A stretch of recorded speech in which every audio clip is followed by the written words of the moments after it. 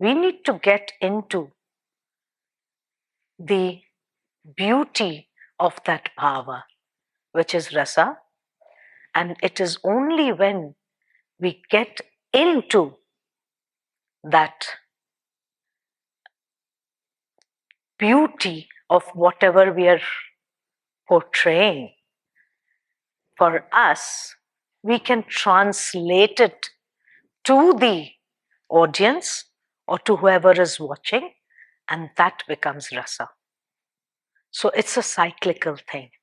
If I am not in rasa, I cannot translate rasa to you.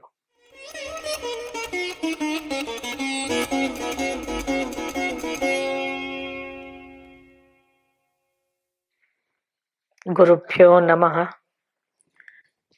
In the arts, we are lucky to have women gurus. From the question, which came up. So I've only had women gurus. And I've learned with them. What is rasa? Rasa resides in the realm of the spirit. It's what we experience and taste. According to the Taittiriya Upanishad, Raso Vai Saha. He is rasa. And it is when you experience rasa, it is Brahmananda Sahodara. It's like experiencing the Brahma, the Brahman, not Brahma, Brahman. So, when we learn the emotive, the psychical aspect in performance, the main, the teaching that we get is Bhava and Rasa.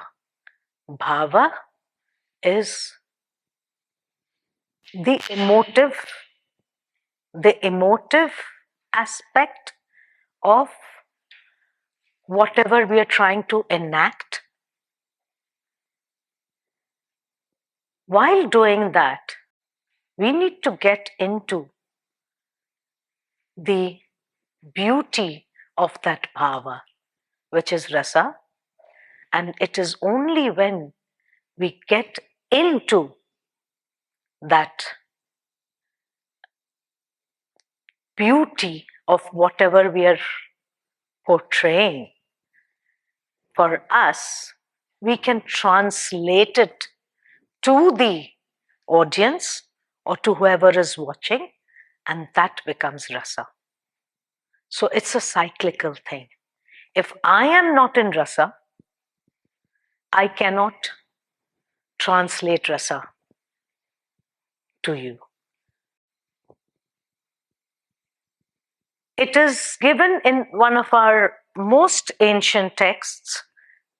The Bhava and Rasa has been discussed. What is known as, again, the Natya Shastra. It's called the Pancham Veda or the Natya Veda, as 4 aspects from the 4 Vedas were taken to consolidate this treatise or the Shastra, which was the Natya Shastra. And here, the Bhava and the Rasa was discussed. It was through physical, through words, through costumes, but the most important one was of the mind, the sattvika, the sattva. Though these yogic elements were never discussed in the treatise, but it constantly refers to importance of the mind, importance of a yogic process, where it says just like a yogi can get into another man's body, the actor needs to be able to get into that character to portray it. So these things were very, very important. And when there was a balance of all these elements, rasa will be produced. So so many other texts were written following the Natya Shastra on the arts. So another very seminal text is called Abhinaya Darpana, which was for the dance. And some of the shlokas that are given in the Abhinaya Darpana talks about these aspects.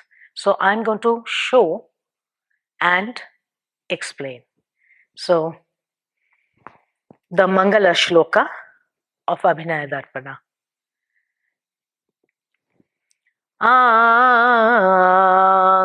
Angikam bhuvanam yasya. It is to Shiva. Your body is the whole universe. Vachikam sarvangmayam.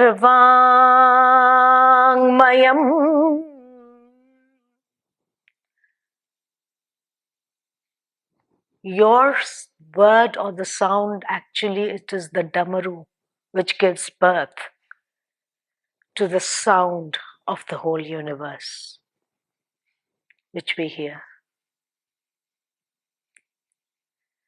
Aharyam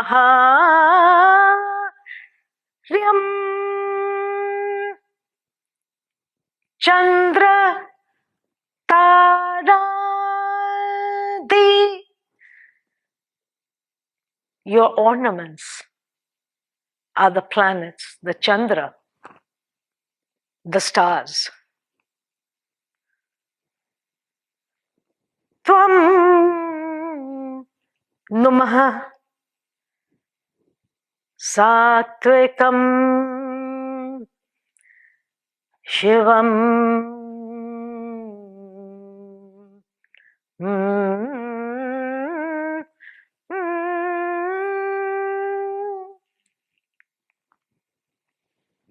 Shiva. And with the Mangala Shloka, it covers the 4 aspects of dance. Angikam, the body. Words, Vachikam. The costume, Aharyam. And it finally equates the Sattvikam, the mind, to Shiva. So, right in the beginning, it kind of shows that it's a moksha marga, putting everything together. Equally, even in the first shloka of Natya Shastra, it says, I'm not saying the shloka, but it says, that is how you will be aligned with the Brahman, by practicing this art. So, like in yoga, we start with, before I go into the Bhava and Rasa, we start with the physical training. And which is, again, a very important thing that you can notice is the body, the way, so the text has dealt with the musculature, joints, and every other way that the body can move in isolation. So everything is enacted, the sides, the head and neck, arms, fingers, hips, the upper torso, thighs, knees, feet.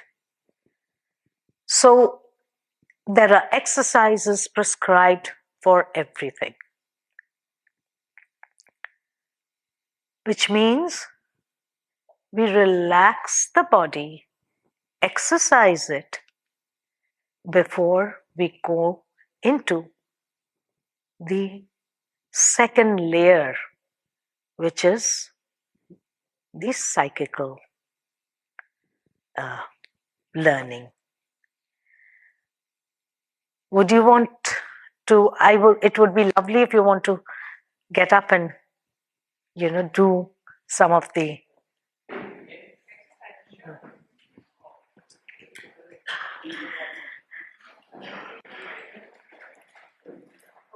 So this is not. I'm not doing the exactly how it's given in Natya Shastra, but taking the principles that has been given. So again, the spine is talked about, and it's mentioned. The word is called Shaushtava, where it says we need to have a relaxed body, never tight or loose, but a straight, relaxed body. That's how we start. If you see the sculptures and if you see the dances, they stay in what we called the mandala, the square.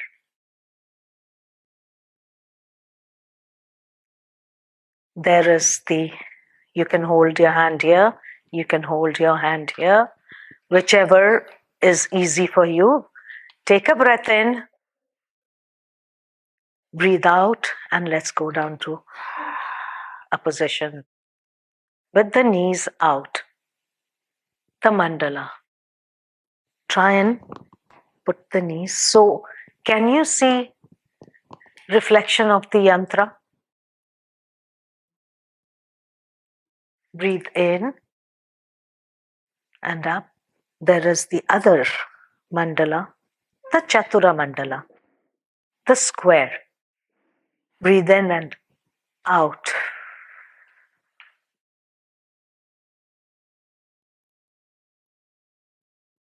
The Chatura Mandala. Breathe in. Take another bigger. The Ati. Ati means big. The Ati Mandala. Breathe in. Out.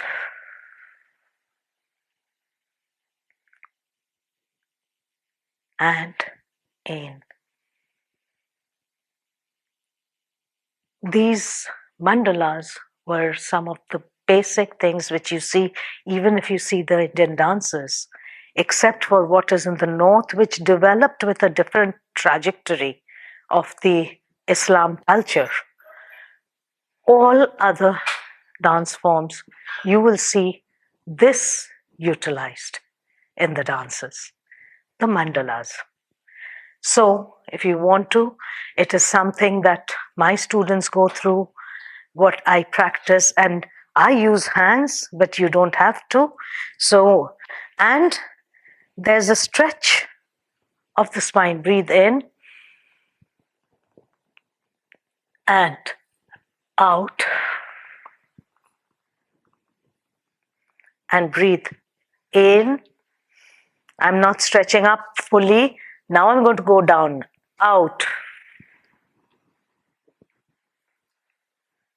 And in. And stretch out again. And out. Just normal. I'm just giving you a glimpse. So, and then open the legs out a little more. Breathe in. And out. And now again, I'm going to stretch out just like that. And out. And open the leg out. Breathe in. and out. And breathe in and relax. So these are from our exercises, what we do in dance, and how, this, we don't know what was done 2000, 3000 years ago exactly. It's written, but the exact parampara we practice, we don't know. But we can infer that it was a Gurukula system, and there were prescribed practices for the dances, because some of the dances that or movement phrases called taranas, which has been written, needs an extremely flexible and trained body to do. So, inferring on this, what we can do today in the present contemporary times. So,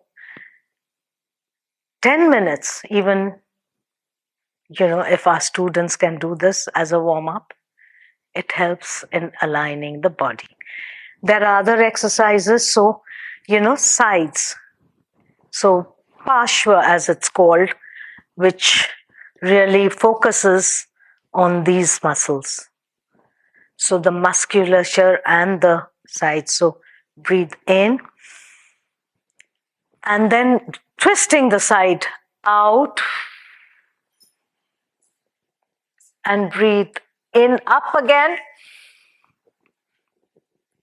and down and stretch and out and in and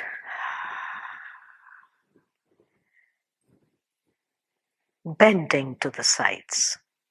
Okay, so we are going to, you can either push your leg out or you can put it at the back, however is comfortable for you. So we are going to do the bend with breathe in and out and in and out and in and out and in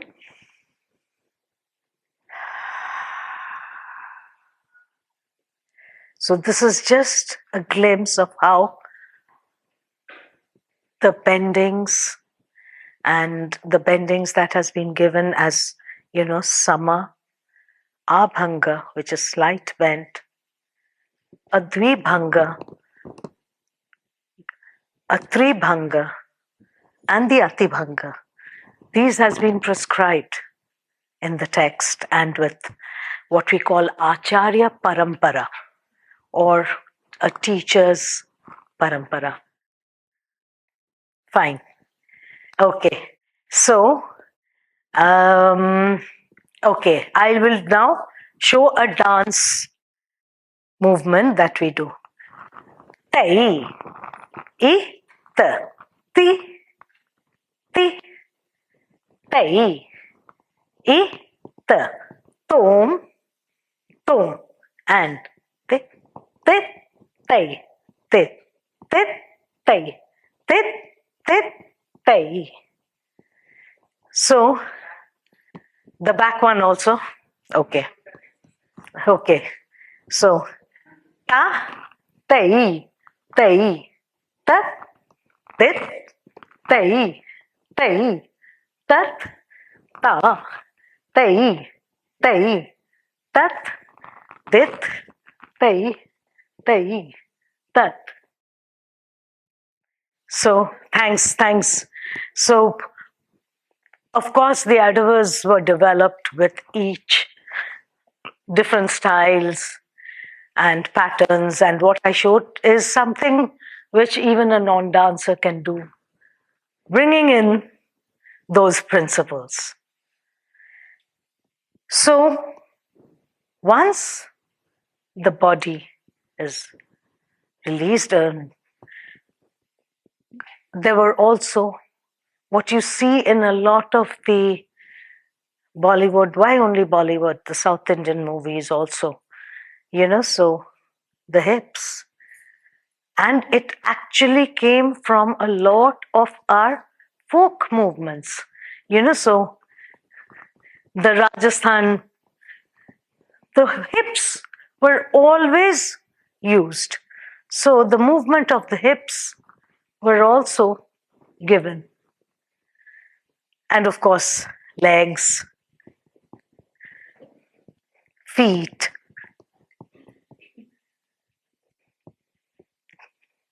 the different ways. So, Tai, Tai, Ti, Ti, Tai, Tai, Tum, Tum. So, the different kinds of ways I'm putting the foot on the ground, different ways I'm moving the body with it. So these were all the training methods which we have to go through a minimum of a year before we can even think of learning the first kind of dance. Okay, so please sit down. Let me now go to the Bhava and Rasa. Now this was also a treatise which focused on enactment. Now Natya Shastra gave 8 rasas, talked about 8 rasas. Shringara, which was love and beauty. Hasya, of laughter, mirth, and ridicule. It brought in everything. Karuna, pathos. So, your own sadness in seeing other things. Raudra, anger.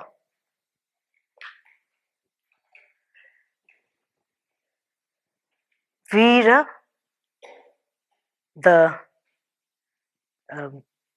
valor. Bhayanaka, fear. Bibhatsya, disgusting.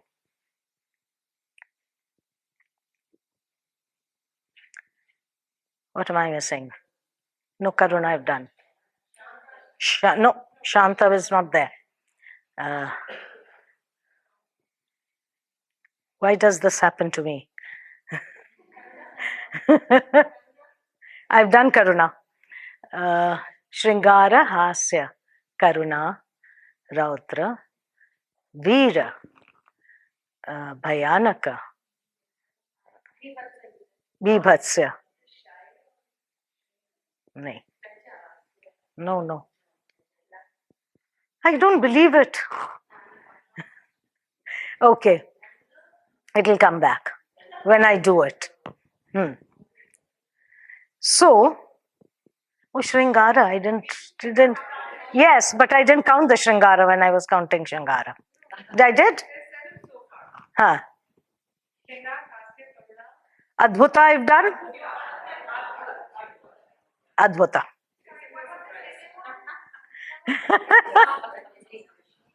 Okay. So, Shringara, which is with love and beauty. Hasya, mirth, laughter, ridicule, karuna, pathos, compassion also. So, it uh, holds everything. Raudra, anger, Veera, valor, courage, yes. Bhayanaka, fear, Bibhatsya, disgust, and wonder, Adbhuta. So Natya Shastra just talked about enactment of these emotions. It did not talk about Shanta at all. It's not mentioned in the Shanta. It was taken for a fact that the actor was in Shanta. That is why it was not discussed. Shanta, and there was no philosophical aspects discussed in the Natya Shastra either. It is with really the stalwart Kashmir Shaivite philosopher who was also a practitioner of the arts, and as it was all our forms were integrated. Nothing could happen without the other. It was that integrated. Philosophy, arts, sculpture, everything. So he is the first one who brought in the philosophy and discussed Shanta. And I'm going to read because I'm quoting and I don't want to go wrong in quoting. Abhinavagupta. So, Abhinavagupta is the first person who treated Shanta as a separate rasa, basing his inference on some of the texts of Natya Shastra which considered Shanta as the principal rasa. So, some of these texts, not all manuscripts have been found, but it was there during his time. So what we have found, there Shanta in Natya Shastra hasn't been discussed. A lot was written by one of his, so Natya Shastra was written by this Acharya or Guru called Bharata. So we don't know if it was his real name or his pen name or his Gurukula Guru name, but he had what was called 100 sons. So he couldn't have, what 100 sons meant was his 100 disciples. Because when you were in a Gurukul, your Guru was your father. And one of his main disciples, Kohala, had written a lot of these manuscripts. Not even one has been found, unfortunately. So a lot of it is something which we are inferring from. But during maybe Abhinavagupta's time, it was there. And he could discuss it based on those treatises. So, according to those texts, because this is from Abhinavagupta that I'm referring to, and what he wrote, Shanta is the prakriti of all rasas and was treated and first before Shringara. So Shanta was the starting rasa. According to him, it is the foremost and central and permeates all.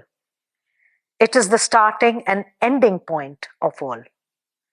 When discussing the Shanta Rasa in his Abhinava Bharati, he refers to certain old texts of Natya Shastra which treats the Shanta Rasa as the first section. We have not found this treatise, but we get it from Abhinavagupta, that the Shanta was treated as the first and foremost rasa. So what is the Shanta Rasa? It is the equanimity of the self. Is this working? Okay. So it is from that equanimity of the self that you enact a emotion and you come back to that point. In a lot of and second session I'm going to do these exercises with you. Western practices of the arts, Grotowski, Stanislavski, they have said you become the character. But in the Indian arts, said no, you cannot become the character. How can you be? Because we were also enacting mythology. We don't know what a certain god was. How can we become that certain god? So, what we enact is through our own inference and through bhava anukirtana. Bhava is the situation and the emotion of that person that we are trying to portray. And anukirtana is a word, it's very difficult to translate in English. It is not imitation. Again, I cannot imitate if I haven't seen somebody. But we can think of the situation and then, the anukirtana is try and enact the feeling of that person. And Abhinavagupta says it's the moksha margam through bhava anukirtana. Oh, path of to moksha, sorry. Salvation. So, practicing the arts was a path to salvation with bhava anukirtana. Again, I'm going to say that in this word because, and their leela anukirtana. Leela means their various, their play is the actual thing, but their, the kirtis, I mean, again, what they did. So, say if the devas, so if the devas killed, so that's the leela of the killing that I'm enacting. I do not become. So, before we go on to the actual, and of course it was then the bhava later, I'm going to still stay in the earlier philosophical aspect of the Vedantic and the Kashmir Shaivite. Abhinavagupta was a Kola Trika practitioner. And so a lot of his emotive contents, explanations came from that philosophy. So, before I go,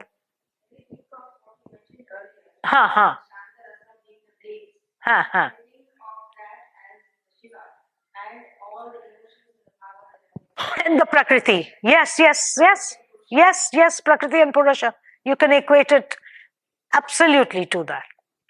So, before we go on to the actual emotion, and I'm going to ask you to visualize things after this, I have to keep note of time. Okay. Yeah, so I have enough time. So, I will do something, another physical exercise, which no other system has except for the Natya tradition, which is exercise of the face. because without doing the face, you cannot portray the emotion. Okay, so please join me. And what is the main thing that portrays? So I won't go through all the exercises, but I'm going to do one exercise which brings power to the eyes. There is a classical theatre tradition of India called Kudiyatam, which follows these traditions, and they call it Vayu Balam. Whatever you saw, they sit in that squat position, the mandala, and enact, and they call it the Irritavalam, and they are constantly talking about the Mooladhara. Okay. So, and I will come a little more to that when I do a breath thing with you. So, the Vayu Balam, Vayu means air, which means prana. Balam means the strength. So that's how they work with. So, see me, and then I will request you to take off the eyeglasses and practice. So of course, they had a big lamp, the same as the Trataka in yoga, where you look at the flame. Trataka. Trataka. So they look at that flame and they sit and they breathe in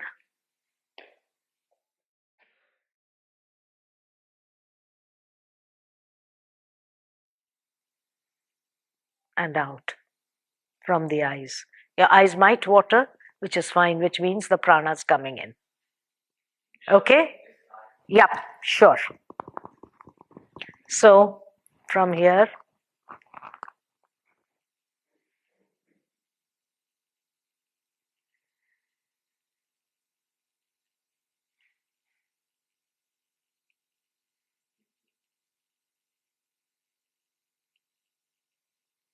so take a breath in and take it into your eyes.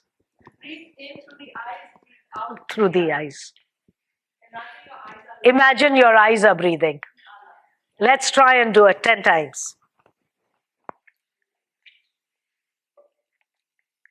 Fix your gaze to a point, your imaginary gaze. Yes. Something if you can, yes. Yes, you can focus on something on the wall.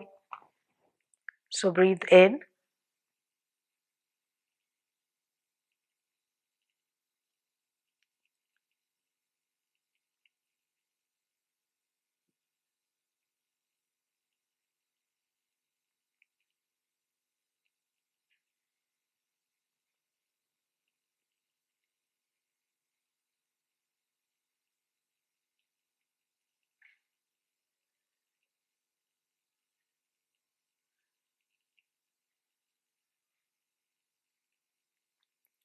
Try and push your eyeballs out. Push your eyeballs out. And breathe in and release slowly. And release slowly. Let all the power go out of your eyes. 10th time, let the complete power go out from your eyes and close it.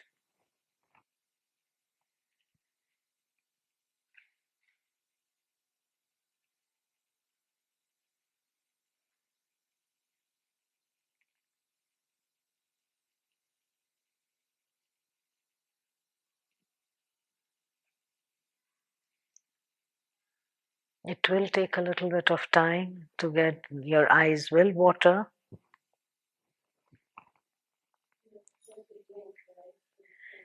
Try not to. Once in a while it does happen, so it's fine.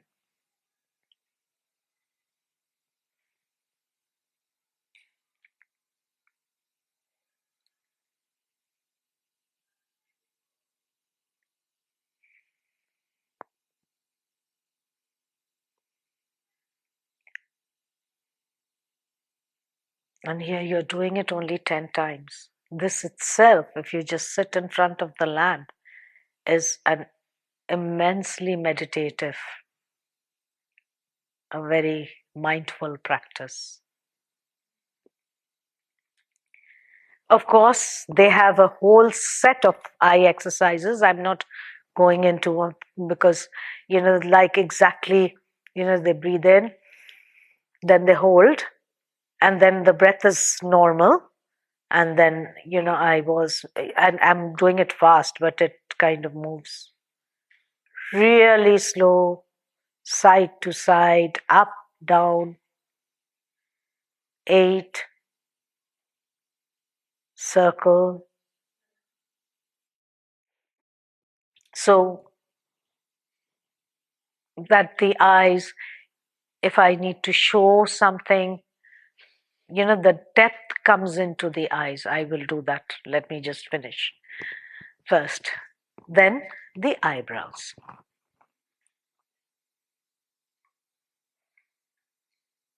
And nothing else.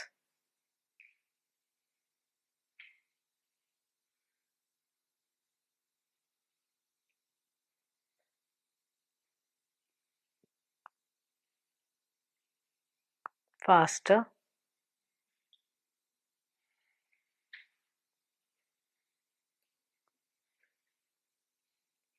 Yes, I mean, when the first time when we did it, quite some time back with all our students, they kind of said, my God, we've heard, we know about body ache after dancing. Every part of the face was paining. It was so intense. So, so you can see how the isolated musculature has been looked at. Then nose.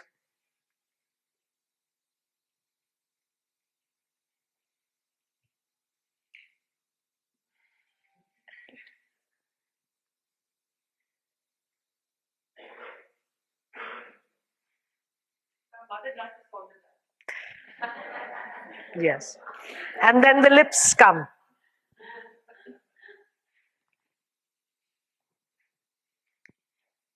And this is just a physical exercise, so no, you don't need to do any expression. Lips. So you don't have to do a, no. It's just, I'm just exercising. And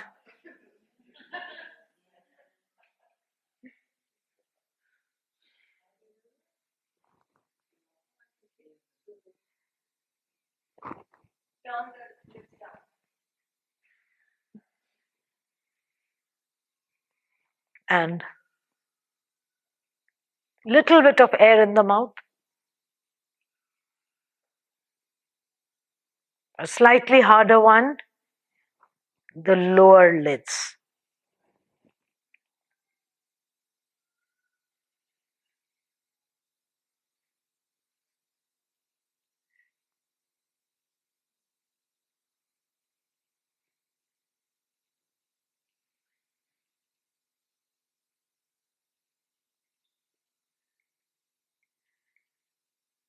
So it is only when your face is completely mobile with these exercises, you can layer it with the feeling for the enactment. So in the morning session, I'm talking about all about the enactment, and second session we are also going into the practice and how we can utilize it in our lives.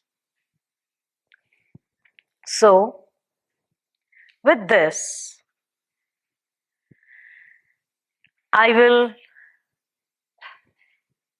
come to the next section where I'm going to do slight breaths of just doing the emotions. Okay? Another shloka. which says, wherever the hand goes, the eyes follow. So, wherever the eyes go, the mind follows. Wherever the mind goes, you establish the emotion. And when you establish the emotion, you have rasa. Yato hasta tato drishti yato drishti tato manaha yato manaha tato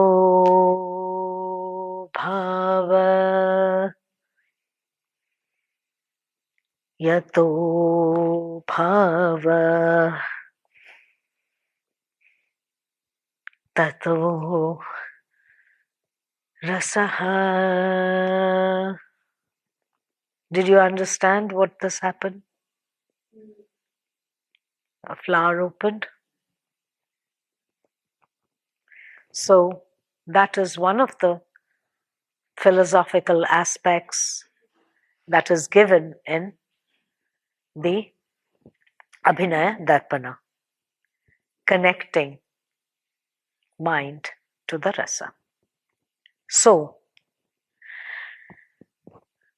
I want you to start. We will do with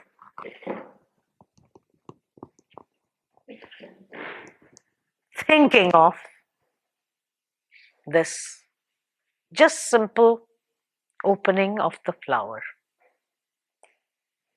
Is it beautiful? Is it beautiful? Is it? So that's, I think, one of the first basics of Shringara that we are going into. And if something is opening, we breathe in.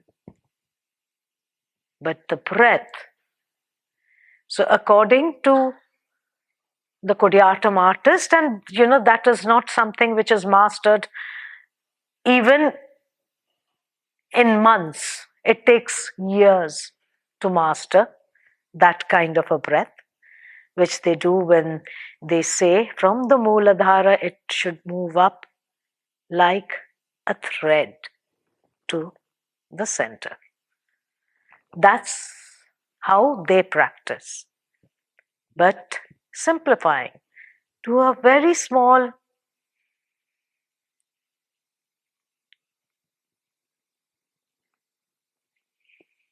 however you want to do it. You can do the flower, the moon. Try. Shringara and beauty. Shringar. We'll start with Shringar. However, think, if you want to close your eyes and imagine first a beautiful garden and then open the eyes, focus on the breath, focus on the beautiful river. You've seen the Ganga, how the Ganga is flowing.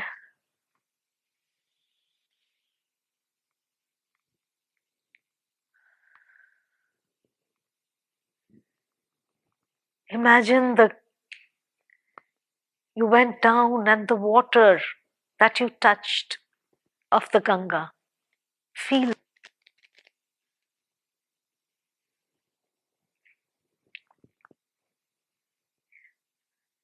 and slow breaths.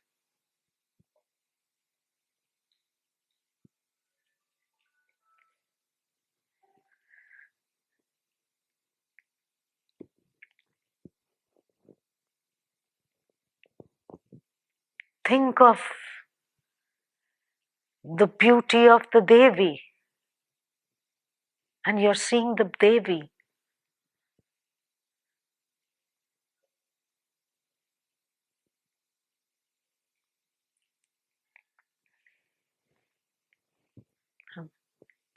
Feel. I want you to start feeling inside.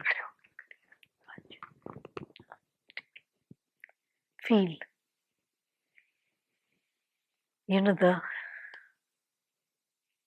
river, the Ganga flowing.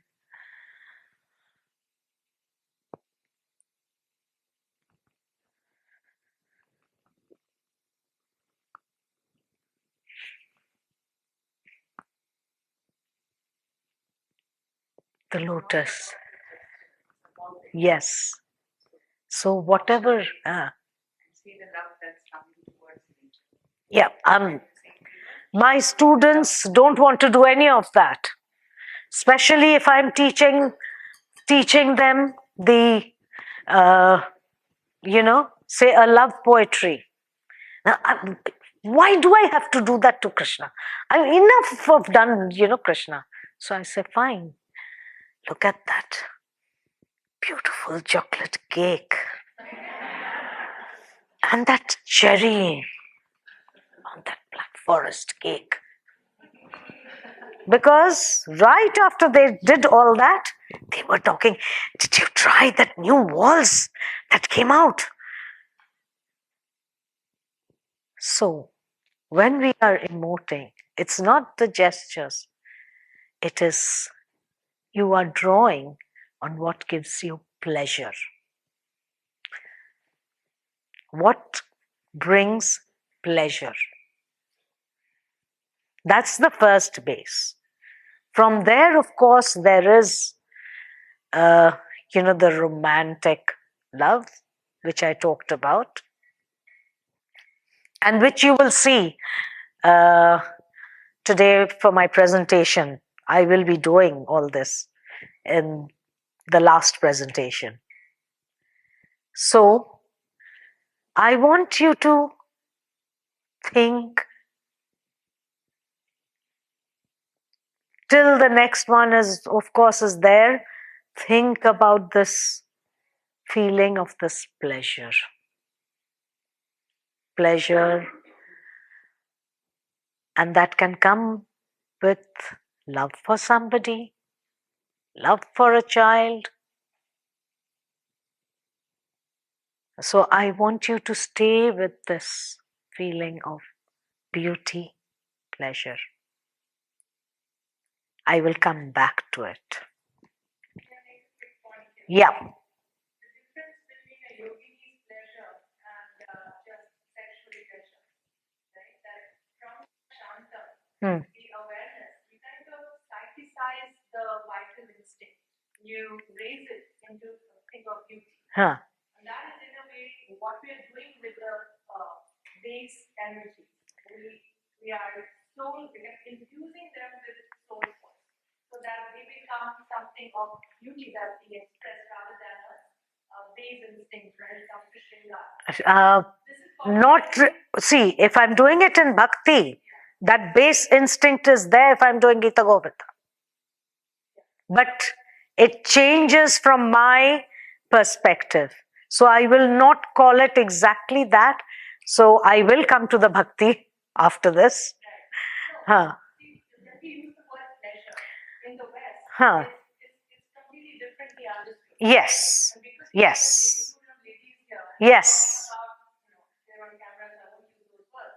But there is an innate aesthetic towards these very themes. Yes. Yes. So there is an absolute dividing line between sensual and sexual. So we are not going into the sexual. We are going into the sensual, even with a love between a man and a woman. Huh. We are moving towards a higher state. Yes, yes. So the senses, rather than the actual physical act, let me say. Yes. So we've done, and the basic of the Shringar, and that's what we are going to work with. But we are also, I'm going to go through the 8 emotions, then end with the Shanta. So, Hasya. So, smile. Yes. Come on, feel. Smile. Happy. Come on. Smile. Look at her smiling.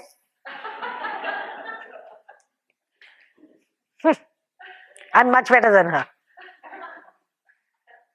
That is also there. Giggling too. So, Karuna. My own pain. Breath in. So the laugh was a very, so we are breathing out. So it's all a breath out. It's all coming from the solar plexus. So it's all the 3 chakras which are working: Muladhara, Swadhisthana, and Manipura. So all 3 are working. Karuna, we're also again, it's a breath out, but it'll be a short, slower breath. We do sigh, right? So that's exactly what is happening.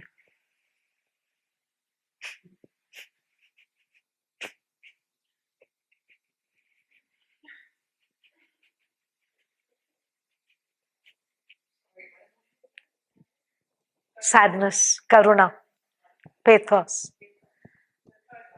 3rd one. And my own and yours. That bird.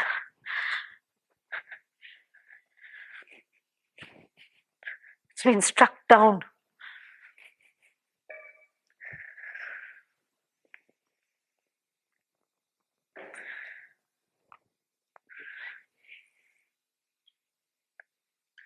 All comes into the pathos where I'm. So it is really the sign. I'm stylizing what we do in real life. Anger. So in anger, they take a very deep breath in and actually hold it in the Vishuddhi. It stays in the Vishuddhi. And it's very, very difficult, because if it goes up, then, I've seen it happening. I mean, usually you get dizzy and you fall. And I've seen that happening. So with the training. So I'm not even going even closer to that, but what you can take is take a deep breath and hold it here.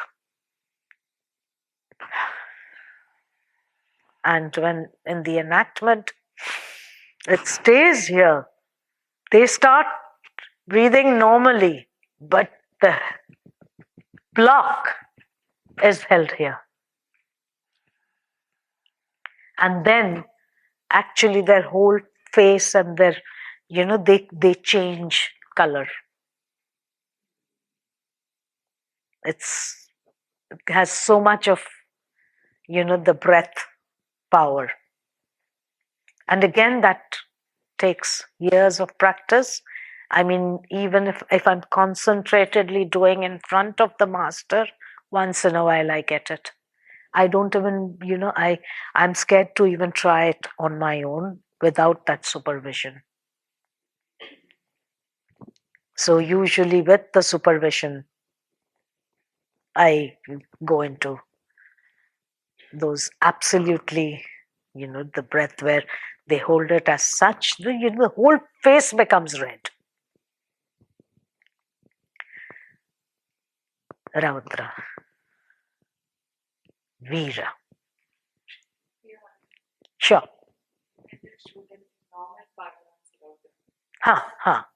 So, okay. So, you know,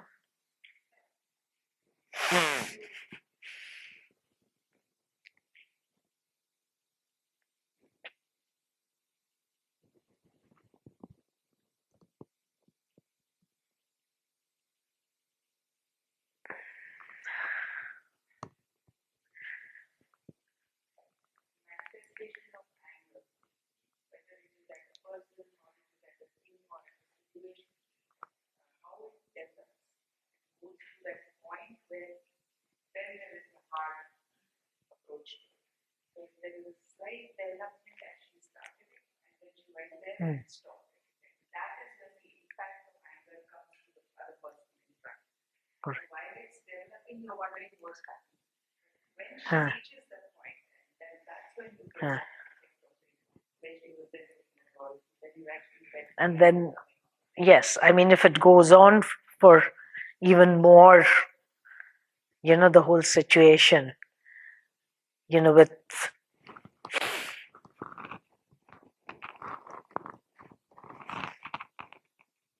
the power coming in. Veera, valor. Who better than the Devi? So,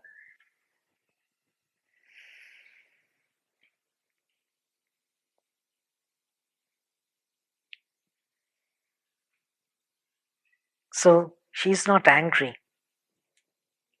So the smile is there. So,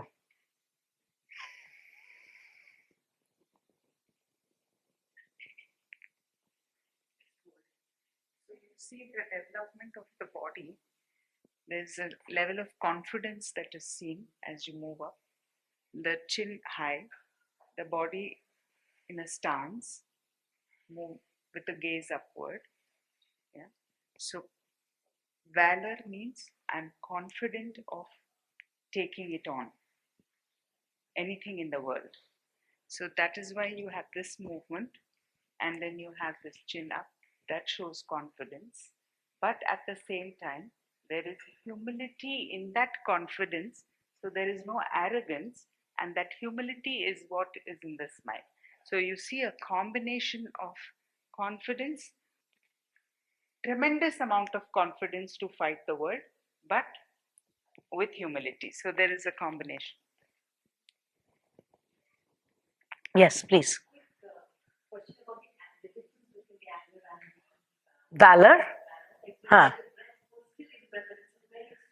Slow breath. So, the anger is more, the power of the breath is more because I'm angry.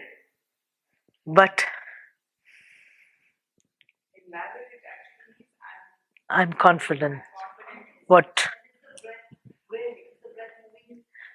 For the anger, it stays here. Valor, it can move up into the head. Shringara moves completely into the head, comes to the center, and then it dissipates to the head.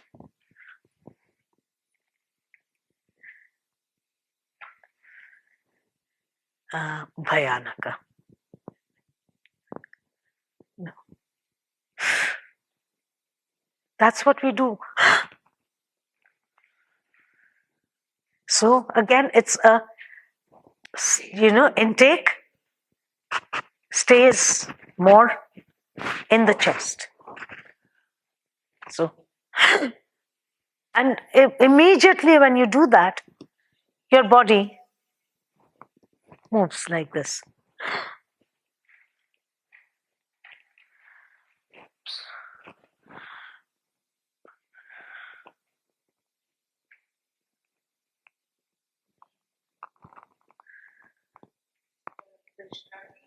Mm.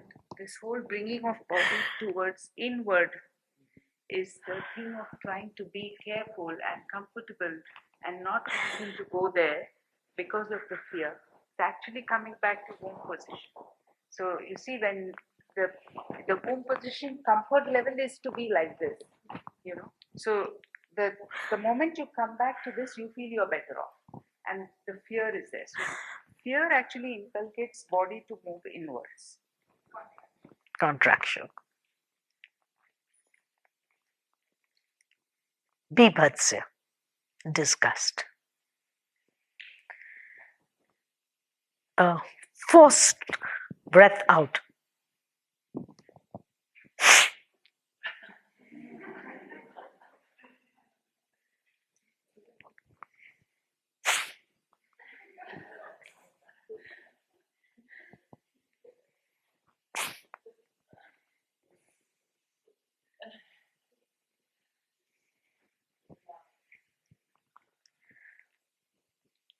That person is very beautiful. Weapon.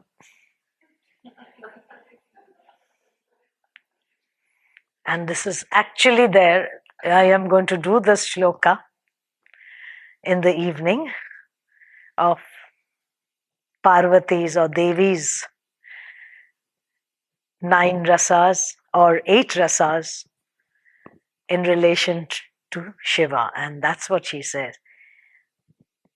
She has, has love for Shiva, and other men, disgust. It's a very famous shloka of Sri Shankaracharya's from Saundarya Lahari. I will be doing that. I'll be showing that. Bibhatsya Adbhuta. Adbhuta is also quite similar to Shringara, but it's even more powerful, and the breath is that goes to the head. This is, I'm all again taking a breath in, but this is a more forceful breath in, which goes to the head. And everything is also coming into the eyes. So everything also has to come into the eyes. So these are these very subtle pranas working. The breath.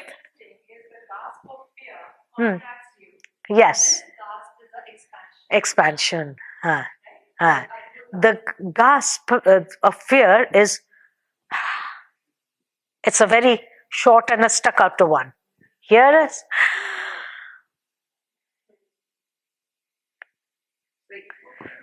oh my God, news today. And when you look at something where there's complete surprise, and it's not shock, it's surprise and an element of wonderment, like a child goes into Disneyland and sees some right there, that's the expression. Because it's stylized, you're looking at it in a very subtle, and of course dance is meant to be subtle and only sort of to be communicated with just mild instances, and you're supposed to understand what they're trying to say.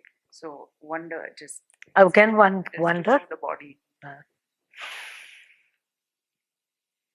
So the hand gesture saying, "Oh my God, what was this?" So when you're happy, you clap and you say, "My God, this is too much."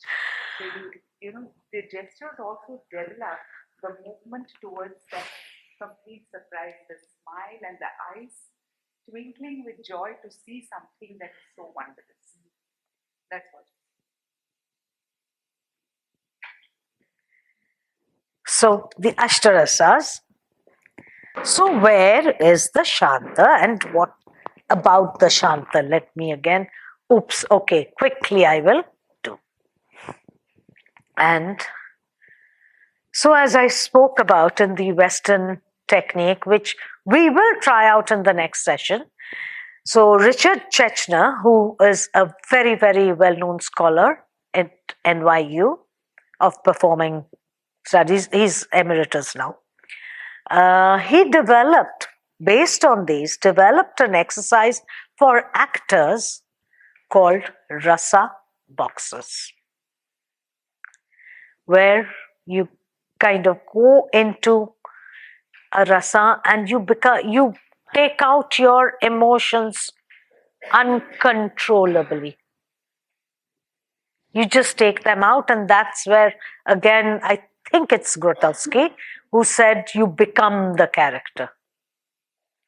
But if I became the character on stage, and if I'm supposed to enact killing somebody, I would kill somebody. So I cannot become the character. I enact it. And that is where the Shanta comes in.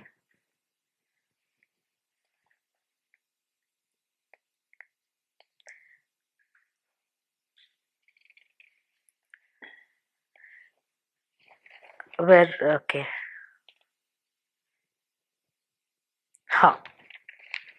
Shanta Rasa, according to Abhinavagupta, is known as that which arises from desire to secure liberation of the self, which leads to the knowledge of truth and is connected with the property of the highest bliss. Various feelings, because of their particular respective causes, arise from Shanta. When these causes disappear, they melt back into the Shanta. So, I again draw on another Upanishad, which, actually was a life-changing read for me, which from the Mundaka Upanishad, where it says, two golden birds sitting on the self-same tree. Intimate friends, the ego and the self. One eats the sweet and sour fruits from the tree of life, while the other looks on in detachment. So the actor is in Shanta. It is from Shanta. What you saw, I went into an emotive state and I came back.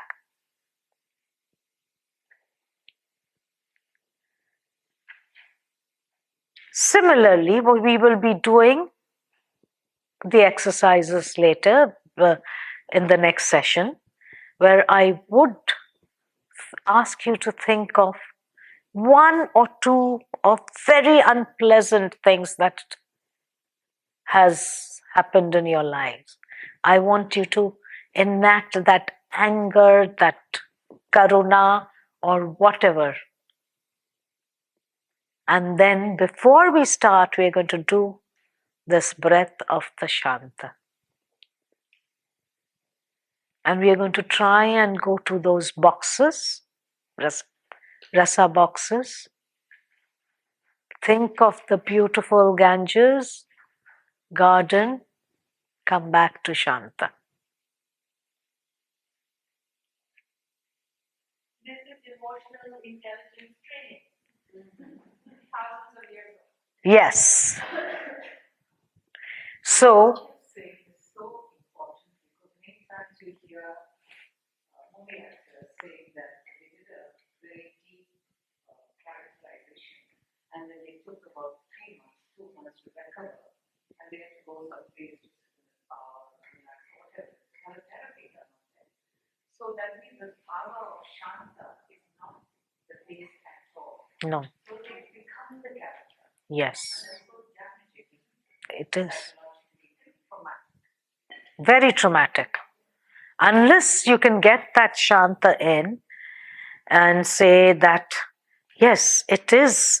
So it's because they, in movie actors, do it in such a realistic manner that it is not kind of instant like it happens on stage. So it might stay for a few, days or few hours maybe. It stays. Even if we've gone through something, a very emotive kind of a thing on stage, it is there because it is, you don't have to snap out like this, but nor should it. Because after a hard form of pain, Yes. Yes. In that, passion. But then you have to remember the other looks on in detachment. So eat your sweet and sour fruits. But be aware of that detachment and slowly bring the body back into that detachment. You compare it also with empathy, in the sense that you are feeling the other's pain. Yes. You are, showing compassion and kindness. Yes. Yes. So rasa is basically empathy. So, a lot of work has been. So, if you look at it as a mindful and contemplative practice of, that's my research work mainly. And I did work with some of the contemplative practice masters when I when I was on my Fulbright, and cognitive sciences also. And so they say that, from that reading I found something which was extremely interesting, neurosciences, called the mirror neurons. Hmm.